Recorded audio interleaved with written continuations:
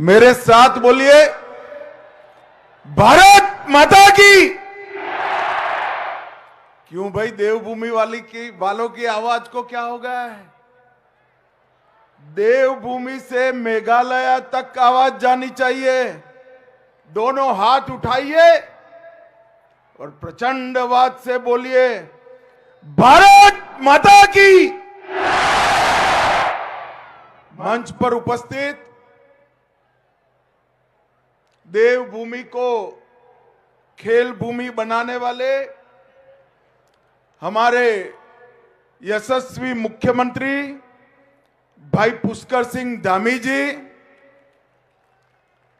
जिन्होंने देश भर के खेलों में हर डायमेंशन से ऊर्जा भरने का काम किया है, ऐसे हमारे युवा कार्यक्रम और खेल विभाग के मंत्री डॉक्टर मनसुख मांडविया जी, एक खेलों का ध्वज और मशाल जो आज यहां से लेकर मेघालय जा रहे हैं, ऐसे मेघालय के सम्माननीय मुख्यमंत्री श्रीमान कोनराड संगमा जी, मोदी जी की मंत्रिपरिषद में मेरे साथी श्री अजय टम्टा जी, यहां के सांसद और भारतीय जनता पार्टी के अध्यक्ष भाई महेंद्र भट्ट जी, श्री अजय भट्ट जी, श्रीमती पीटी उषा जी, और आज के कार्यक्रम के केंद्र बिंदु ऐसे देश भर से आए हुए खिलाड़ी भाइयों बहनों को मेरा प्रणाम और बहुत बहुत शुभकामनाएं। और आज पूरा विशाल स्टेडियम खींचोखींच जिन्होंने भरा है, ये देवभूमि उत्तराखंड के सभी युवाओं, माताओं, बहनों, आप सभी को भी मेरा प्रणाम। मित्रों, सबसे पहले मैं चार धाम में विराजित सभी देवताओं को, देवियों को प्रणाम कर कर मेरी बात की शुरुआत करना चाहता हूं। अभी अभी 38वें राष्ट्रीय खेलों के समारोह पर मेरे पूर्व वक्ताओं ने कहा कि देवभूमि अब खेल भूमि बन गई है। मैं आज मेरे सामने जो युवा हैं, विद्यार्थी हैं, खिलाड़ी हैं, उनको मैं कहना चाहता हूं कि महज राष्ट्रीय खेलों के आयोजन से देवभूमि खेल भूमि नहीं बनी। धामी जी ने हर जिले में खेलों के इंफ्रास्ट्रक्चर को बढ़ावा दिया, और सबसे बड़ी बात है कि धामी जी ने 21वें स्थान पर से देश के खेलों के नक्शे पर हमारी देवभूमि को 7वें स्थान पर लाने का पुरुषार्थ किया। और ये विजेता खिलाड़ी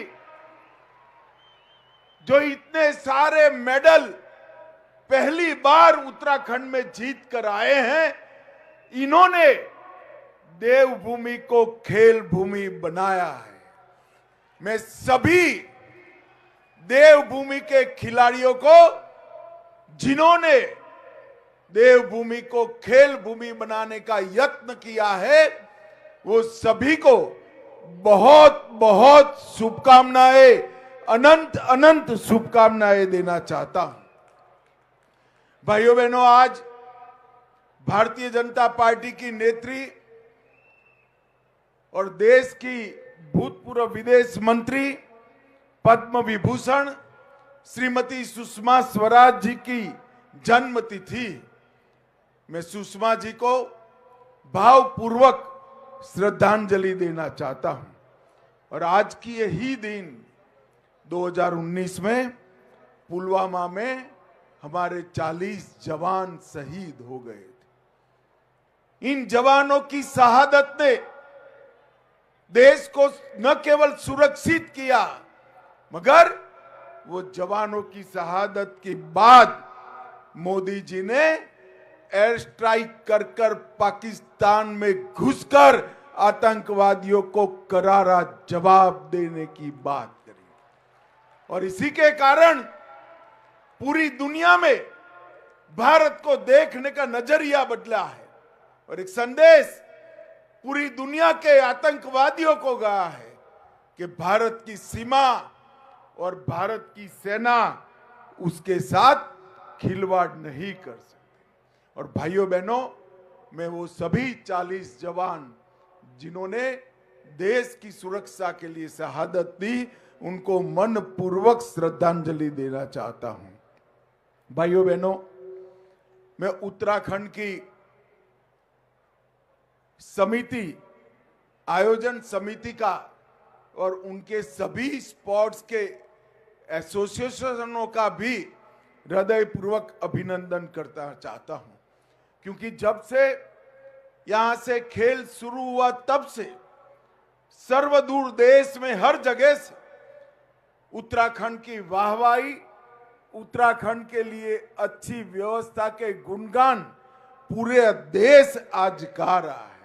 और ये सफल आयोजन इतने ऊंचाई पर, इतने छोटे से राज्य के लिए बड़ा कठिन था, मगर धामी जी के नेतृत्व में, खेल मंत्री जी के नेतृत्व में एक काम को बहुत अच्छे तरीके से आयोजन समिति ने पूरा किया। मैं सभी को बहुत बहुत बधाई देना चाहता हूं। 16,000 खिलाड़ी जो खेले, लगभग 435 खेलों में खेले, कुछ जीते कुछ हारे। हार और जीत उसका खेल से कोई मतलब नहीं है। जीत का जज्बा और हार से निराश न होना, यही खेल का संदेश है। इसलिए जो जीते हैं और जो हारे हैं, वो सभी खिलाड़ियों को मैं अनंत अनंत शुभकामनाएं देता हूं। मेघालय में आपके लिए एक और मौका है, अगली बार मेडल लेकर आइए, ऐसी मेरी सभी को बहुत बहुत शुभकामनाएं। इको फ्रेंडली प्रैक्टिसेस से लेकर इको फ्रेंडली गेम तक पूरी चीज को धामी जी ने बखूबी जमीन पर उतारा है। कई पैड लगाए गए और इन खेलों में वेट लिफ्टिंग, शूटिंग, एथलेटिक्स, एक्रेटिक्स, कई खेलों में राष्ट्रीय रिकॉर्ड बने हैं। और मैंने वो रिकॉर्ड को बारीकी से देखा है। वो रिकॉर्डों ने अंतर्राष्ट्रीय खेलों में भी भारत के लिए पदक की उम्मीद जगाई है। रिकॉर्ड बनाने वाले सभी खिलाड़ियों को मैं बहुत बहुत बधाई देता था। मेजबान उत्तराखंड से आज ध्वज कोनराड जी को दिया है। खेलों की ये मिसाल कोनराड जी लेकर यहां से मेघालय जाएंगे, मगर मेघालय में एक अनूठा राष्ट्रीय खेल होना जा रहा है। मेघालय इसका यजमान होगा।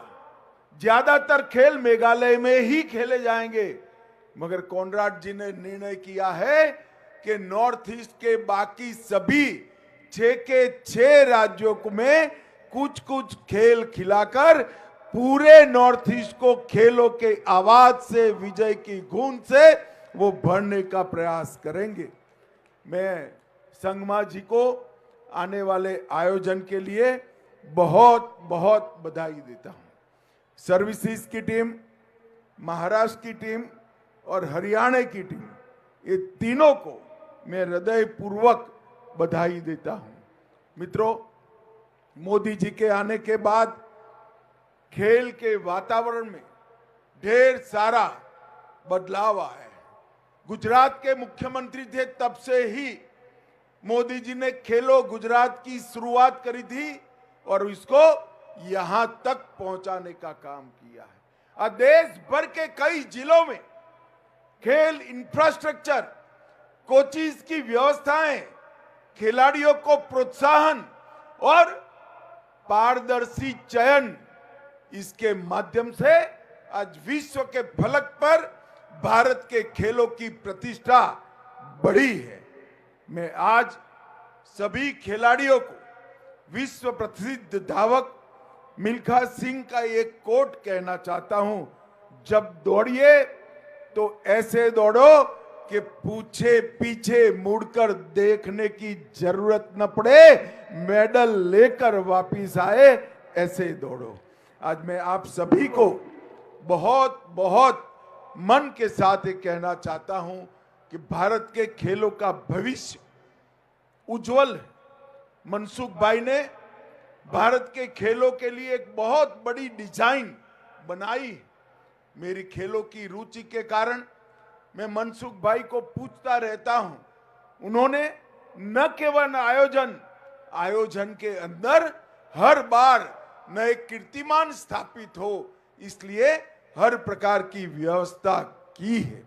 और मोदी जी ने फिट इंडिया, खेलो इंडिया, ये दो कंसेप्ट से हर युवा को खेलने के लिए लालायित करने का काम किया है।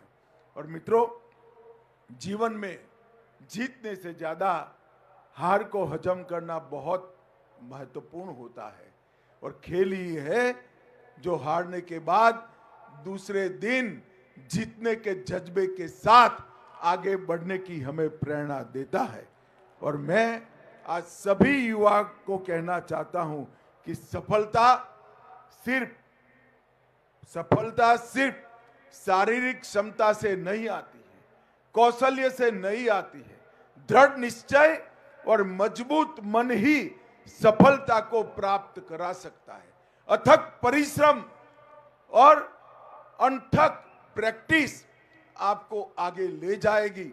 इस सभी को आपके मन के निर्णय में बदलकर मेडल तक की आपकी यात्रा पूरी कर सकते हैं। भाइयों बहनों, जब मैं आज यहां आया हूं तब मैं पीएम साहब के इनिशिएटिव को भी जरूर याद करना चाहूंगा। प्रधानमंत्री जी ने देश के युवाओं को उनके अंदर खेल भावना, खेल के लिए प्रेम और खेलने का हौसला मजबूत हो, इसके लिए ढेर सारे कदम उठाए। डिटेल बताने का समय नहीं है, मगर आज जिस खिलाड़ी को मिलते हैं वो मोदी जी को खेल मित्र के नाम से बुलाते हैं, अपना परम मित्र मानते हैं। और आज मैं कुछ आंकड़े आपको जरूर देना चाहता हूं, जिसके माध्यम से आपको मोदी जी का एक पुरुषार्थ मालूम पड़ेगा। मित्रों, 2014 में जब मोदी जी ने देश की कमान संभाली, तब देश का खेलों के लिए बजट 800 करोड़ था और 25-26 में खेलों का बजट 3800 करोड़ रुपए तक पहुंचाने का काम नरेंद्र मोदी जी ने किया।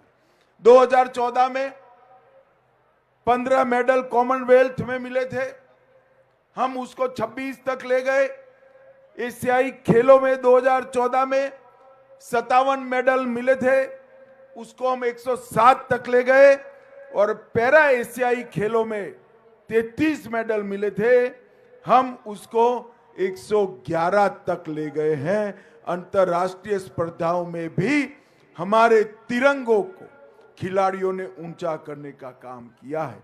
ओलंपिक, पैरा ओलंपिक और डेफ ओलंपिक्स में भी कई गुना पदक, मेडल हमारे खिलाड़ी ज्यादा जीत कर आए हैं। यही बताता है कि देश में खेलों का इंफ्रास्ट्रक्चर, खेलों का एटमॉस्फेयर और जीतने की भूख, तीनों में बहुत बड़ी बढ़ोतरी हुई है।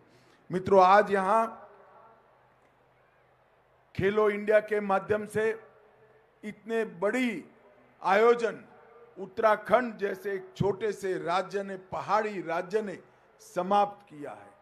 ये बताता है कि भारत का हर राज्य खेल के लिए न केवल खेलने के लिए तैयार है, अपना खेल इंफ्रास्ट्रक्चर को मजबूत बनाने के लिए, आगे बढ़ाने के लिए तैयार है। और यहां से भी ये खेल एक छोटे से राज्य में ही जा रहे हैं, पहाड़ी राज्य मेघालय में ही जा रहे हैं, नॉर्थ ईस्ट में भी जा रहे हैं।